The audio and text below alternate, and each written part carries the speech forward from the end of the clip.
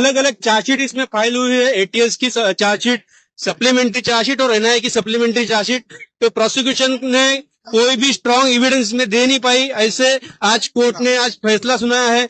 Court ने यह सुनाया है कि डेफिनेटली प्रोसिक्यूशन जो ब्लास्ट है वो प्रूव कर पाई, जो डेथ हुई है वो प्रूव कर पाई, लेकिन जो 101 इंजर्ड बोले थे उतने नहीं, लेकिन 95 इंजर्ड हुए ये प्रूव कर पाई।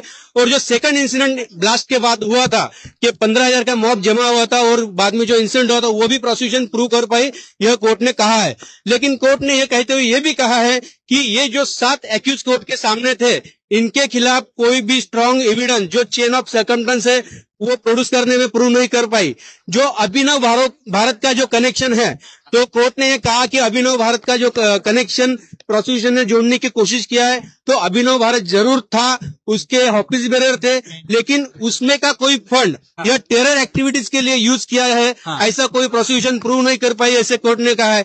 उसी के साथ जो मौका के बारे में जो कोर्ट ने कहा है, जो प्री डिसीजर ने जो जजमेंट दिया था या हाईकोर्ट ने जो ऑब्जर्वेशन किया था, उसी तरह इस केस में जिस बेस पे राकेश दावड़े के बेस पे मौका लगाया था, तो मौका के लिए जो क्राइटेरिया था वो कंप्लीट ना होने की वजह से मौका में से भी सबको एक्विट किया है। जो यूएपीए का सैंक्शन था इस केस में, यूएपीए सैंक्शन जो था वो फॉल्टी था, उस वजह से कोई भी यूएपीए के जो सेक्शन है 16 या 18 वो इसमें अप्लीकेबल नहीं हो सकते हैं, ये भी कोर्ट ने इसमें ऑब्जर्वेशन किया है। मुआवजे की भी बात की है कोर्ट ने।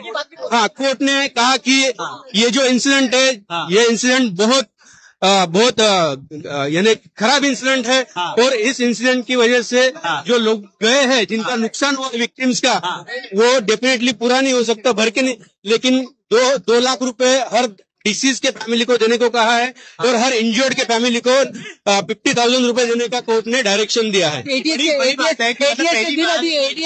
के जो अधिकारी जिम्मेदार थे उनके खिलाफ तो आप लोग क्या भी आगे की क्या करनी? डेफिनेटली जो आपने 7-11 में बताया, इस केस में देखा कई सारे अधिकारी जो कॉमन है, इस बारे में हमने पिटीशन भी फाइल की है, जो इतने साल हमारे सब लोगों के बर्बाद हुए हैं, और उस वजह से अभी उस बारे में हम एक्शन लेंगे। कोर्ट ने यह भी कहा है कि जो एक एटीएस अधिकारी चतुर्वेदी के घर में आरडीएक्स प्लांट करते हुए देखा गया, उसके बारे में भी कोर्ट ने उसमें ऑब्जर्वेशन किया है, और डिटेल इसमें जब जजमेंट आएगा तब और बात कर सकते हैं।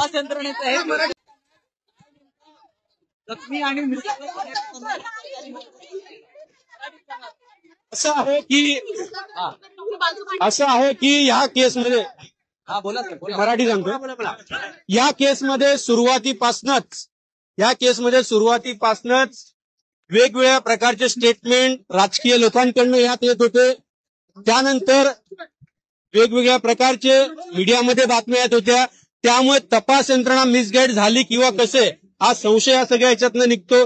ज्यावेळी हाय प्रोफाईल केस होत असते, अशा वेळी जर तपास यंत्रणेवर जर काही दबाव असला तर नक्कीच त्यांच्याकडनं मोठ्या चुका होऊ शकतात, आणि जे मुख्य कल्प्रिट आहे त्यांना पुरावे नष्ट करायला आणि त्यातनं पळून जायला त्यांना संधी मिळत असते। तसंच या केसमध्ये झालेलं दिसतंय। ज्या प्रकारे 40 साक्षीदार फितूर झाले अशी बातमी सर्व ठिकाणी चालते, तर ते फितूर नाही झाले, तर त्या साक्षीदारांनी अगदी 2014 पूर्वीच अनेक ठिकाणी तक्रारी केल्या होत्या की त्यांना टॉर्चर करून त्यांच्याकडून कबुली जबाब घेतलेले आहे। एका साक्षीदाराने ह्युमन राईट कमिशन मध्ये सुद्धा तक्रार केली होती की त्यांच्याकडनं कबुली जबाब घेतलेला आहे। आर्मी समोर जी केस चालली त्यामध्ये सुद्धा एका आर्मीच्या अधिकाऱ्याने सांगितलं की काही मोठ्या अधिकाऱ्यांची नावं घेण्यासाठी त्यांच्यावर दबाव टाकला गेला होता।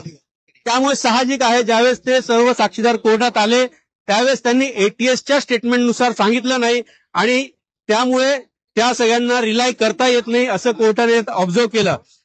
या केसमध्ये 2016ला ज्यावेळेस एनआयची चार्जशीट आली, त्यामध्येच एनआयच्या चार्जशीट मध्येच सगळं क्लिअर होतं की कशा प्रकारे मोका ओढून ताणून लावण्यात आलेला आहे, कशा प्रकारे साक्षीदारांच्या जबाबामध्ये डिस्क्रिपन्सीज आहे, एनआयने घेतलेले जबाब वेगळे, एटीएसने घेतलेले जबाब वेगळे, आणि हा सगळा हे बघताना नक्कीच विक्टिमच्या फॅमिलीवर अन्याय झालेला आहे असं माझं मत आहे। अभिनव भारत संदर्भात काय नेमकं ऑडिट केलेलं आहे कोर्टाने?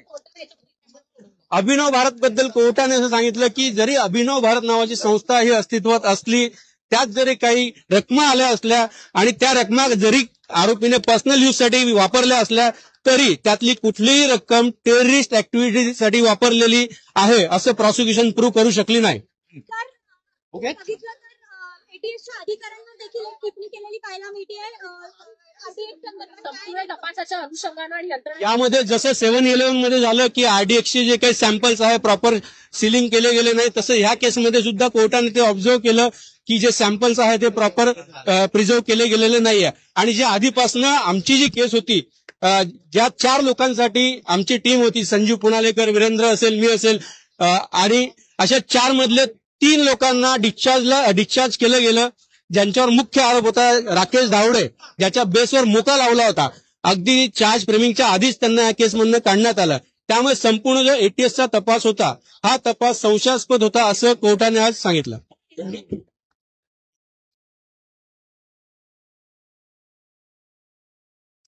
कोर्टाने असं सांगितलं की जो स्पॉट पंचनामा स्पॉट जो आहे, ज्या प्रकारे फॉरेन्सिक एक्सपर्टची इव्हिडन्स झाली, जो ब्लास्ट इतक्या मोठ्या क्षमतेचा होता त्याचं क्रेटर तिथे मिळालं नाही. त्यामुळे कोर्टाने सांगितलं की जी प्रॉसिक्युशन केस होती की LML फ्रीडमवर बॉम्ब प्लांट केला होता ते प्रूव्ह होऊ शकत नाही. आयदर तो बॉम्ब हँगिंग कंडिशन मध्ये असेल किंवा अन्य कुठल्या प्रकारे असेल असं कोर्टाने सांगितलं. एटीएस अधिकाऱ्यांच्या तपासावर काय एटीएस अधिकाऱ्यांच्या एकूणच तपासावर काय टीका टिप्पणी केलेली आहे? कोर्टाने सांगितलं की जरी संशय या सगळ्यांवर येत असला तरी संशय हा ठोस पुरावा होऊ शकत नाही. त्यामुळे ती जी चेन आहे सर्कमस्टन्सची ती पूर्ण होऊ शकली नाही आणि त्यामुळे आरोपींना संशयाचा फायदा देण्यात येतो.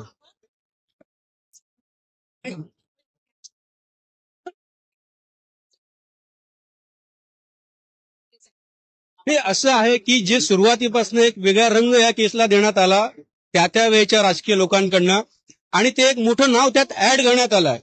फक्त ती गाडी वापरली गेली म्हणून साध्वीचं नाव तिथे घेण्यात आलं. पण ह्या केसमध्ये ती गाडी साध्वीची होती हे प्रॉसिक्युशन प्रूव्ह करू शकलं नाही. मान्य कोर्टाने स्पष्ट सांगितलं की एखाद्या केसमध्ये गाडीची ओनरशिप प्रूव्ह करायची असेल chassis number plus engine number दोन्ही प्रूव्ह केलं पाहिजे, जे ह्या केसमध्ये केलेलं नाहीये.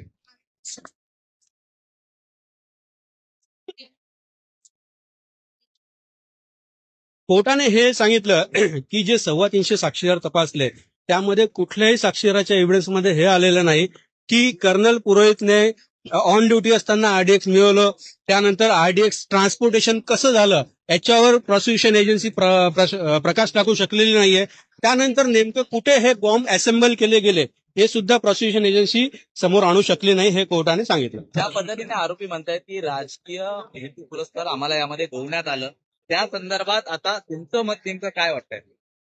नाही, असं आहे की कोर्ट कधीही राजकीय हेतू किंवा कुठलेही जात धर्म बघून हे निर्णय देत नसतो. जो पुरावा कोर्टासमोर आलेला आहे त्या पुराव्याच्या आधारे